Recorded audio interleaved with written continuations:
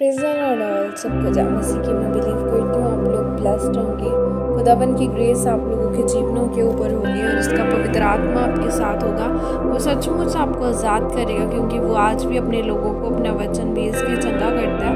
मैं बिलीव करती हूँ आज का वचन आपकी ज़िंदगियों में 1000 गुना फल लेके आएगा। और मैं इस पाकर पवित्र वचन को आपके लिए पढ़ती हूँ। तो वचन हमें परमेश्वर के दास अपोस्टल अंकुर यूसुफ निरूला जी द्वारा और परमेश्वर की दासी पास्टर सोनिया यूसुफ निरूला जी द्वारा दिया जाता है। और मैं जिंदा वचन को आपके लिए पढ़ती हूँ। बीज को बोने का रहस्य, जैसे कि पवित्र बाइबल सबोपदेश 11 की 6 आयत में लिखा है, भोर को अपना बीज बो और सांझ को भी अपना हाथ न रोक, क्योंकि तू नहीं जानता कि कौन सफल होगा, यह या वह, या दोनों के दोनों अच्छे निकलेंगे। हमें मेरे प्रियो, बाइबल कहती है भोर को अपना बीज बो और सांझ को भी अपना हाथ न रोक। कई लोग बस प्रार्थना ही करते हैं, अपने बीजों को बोते ही नहीं हैं। प्रार्थना करना गलत नहीं है, पर अगर आप अपने बीजों को नहीं बोते तो आप अपने जीवन में कभी भी परिणाम को नहीं देखते हैं। आपने अपने जीवन में बहुत सी कमेटियां उठाई होंगी, लेकिन आप अभी तक कर्जे में, गरीबी में हैं, क्योंकि आप उन कमेटियों को हमेशा अपने कामों में लगाते हैं। क्या आपने कभी प्रभु को कहा, यह वाली कमेटी मैं तुझे समर्पित करता हूँ या करती हूँ? नहीं। यही कारण है कि आपकी अर्थव्यवस्था कभी भी कमी की परेशानी से छूट नहीं पाती। मेरे प्रियो, एक बार परमेश्वर के दास पौलुस ने अपनी कलीसियाओं से कहा, तुम्हारा पैसा यरूशलेम जाता है, मेरे पास नहीं आता, प्रभु के भवन में जाता है, ताकि लोग यह न बोल सके कि पास्टर की या उस सेवक को पैसे चाहिए। इसीलिए जिसने अपने बीजों को परमेश्वर के भवन के लिए बोया है, वह अपनी गवाही के साथ आएगा।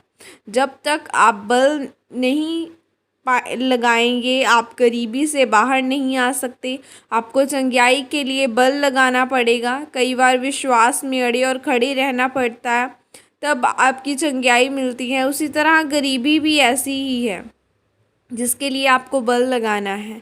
आप अपने जीवन में कोई फैसला करें कि जिसको देखकर परमेश्वर आपको बोले कि अब इसका समय है ऊंचा होने का, बढ़ने का, गरीबी से छूटने का, उद्धार में लेके जाने का। उत्तम चरित्र की एक यह भी निशानी है कि आप परमेश्वर के कामों के लिए पैसों को बोने वाले होंगे। कंजूस व्यक्ति अपने जीवन में कभी भी बीजों को नहीं बोते हैं, लेकिन जब एक व्यक्ति यह समझ जाता है कि मैं एक विश्वासी हूँ, मैं जिस चर्च में जाता हूँ, वहाँ भवन नहीं बना, वहाँ ज़रूरतें पूरी होनी है, तो मैंने क्या किया, मैंने उस दर्शन को पूरा करने के लिए क्या किया। मेरे प्रियो, इज़राइलियों के पास जब बीज नहीं था, तो उसके पास उतना ही आता था जितना उनको चाहिए, क्योंकि आसमान से मन्ना बरसता था और मन्ने के लिए बीज नहीं चाहिए।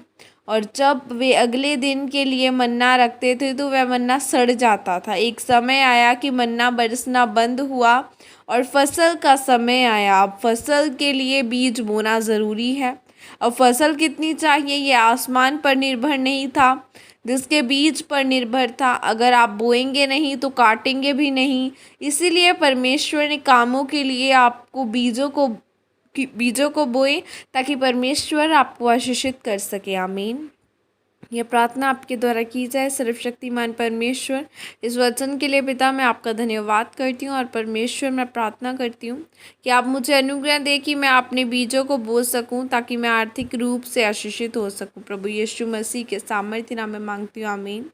हालेलुया। आज आपको जितनी ज़रूरी प्रेयर है, उतना ही ज़रूरी आपका बीज बोना, उतना ही ज़रूरी आपका वचन पढ़ना भी है, क्योंकि जितना आप अपने बीजों को बोते हैं, उतना ही खुदावन बाइबल कहती है कि जैसा आप बोएंगे वैसा ही आप काटेंगे।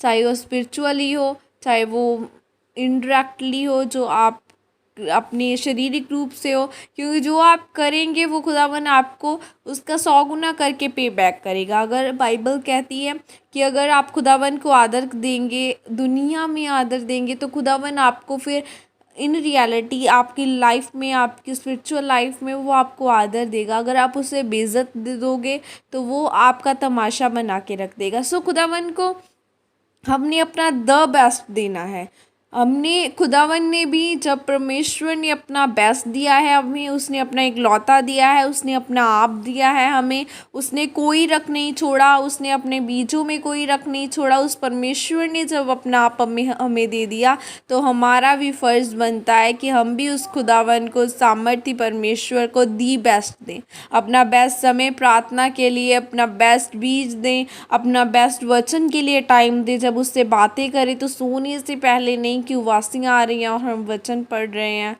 बल्कि दी बेस्ट सुबह आंखें खुलने के बाद, ब्रश करने के बाद, द बेस्ट जो समय है। किसी से बात मत करो, घुटने लगाओ, प्रार्थना करने बैठ जाओ, खुदावन को धन्यवाद दो कि तूने हमें दिन दिया।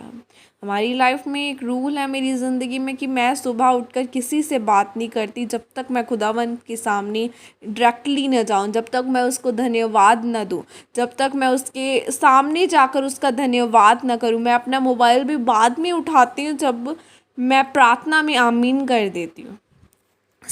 देखो आप अपनी ज़िंदगी में क्या लेना चाहते हैं। अगर तो आप दी बेस्ट लेना चाहते हैं, आपको लगता है कि मुझे यह चाहिए खुदावन, तो आप देखो कि आपने अपनी ज़िंदगी में खुदावन के लिए क्या किया। आपने शुभ समाचार सुनाया है क्या लोगों के लिए? कौन सा आप काम कर रहे हो खुदावन के लिए?